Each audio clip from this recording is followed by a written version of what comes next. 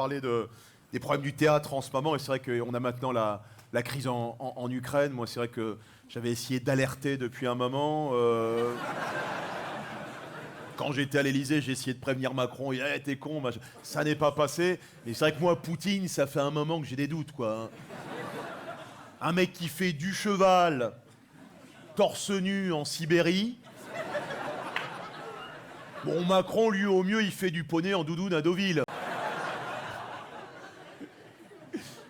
Et c'est vrai qu'on redécouvre avec cette guerre en Ukraine que finalement, via Poutine, c'est toujours l'homme de Cro-Magnon. C'est la loi du plus fort. Vous avez vu, au début du conflit, je crois que c'est le Bruno Le Maire, le ministre de l'économie, qui a mis sur Twitter « Nous allons tuer la Russie économiquement ». L'autre, il a juste répondu « Bah non, on va vous tuer tout court ». L'autre, il a fait « Ah non, je me suis trompé, alors... Et c'est ça, et...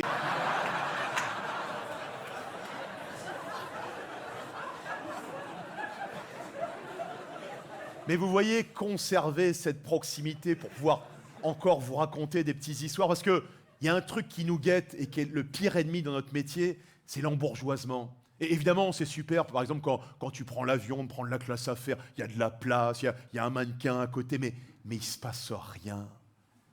Alors que quand tu es assis derrière, entre un obèse et un enfant autiste... Là, tu crées, là, t'es inspiré. Et évidemment, parfois, je m'inspire d'anecdotes sordides, mais j'y peux rien, ça me vient tout seul. Je vais vous dire un truc, vous allez dire que je suis un ignoble personnage, mais je l'ai pensé, je vous le dis. J'étais cet été à la plage en famille, et 2-3 mètres à côté de moi, je vois un pauvre monsieur, vous savez, à la place de ses intestins, ils lui ont mis une poche. Je crois que ça s'appelle une stomie en médecine. Il a sa poche, que ça, sa grosse poche, et je le regardais.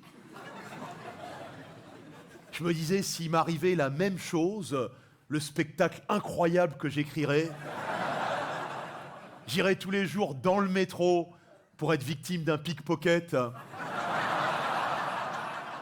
Et je dirais alors, l'argent n'a pas d'odeur ? Je suis un vrai gamin, je suis là comme ça, tu sais, le commandant Oussama Ben Laden vous souhaite un bon vol sur le...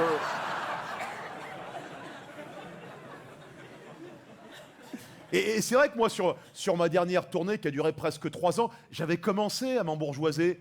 Je voyageais même plus avec mes techniciens. J'avais pris un chauffeur avec Berline, un chauffeur blanc pour ma revanche sur l'histoire. J'étais derrière, comme ça. Avance. Et c'est pour ça, pour revenir à la base, pour revenir à la proximité, toute la tournée de rodage de ce spectacle, je l'ai faite seule, en autostop.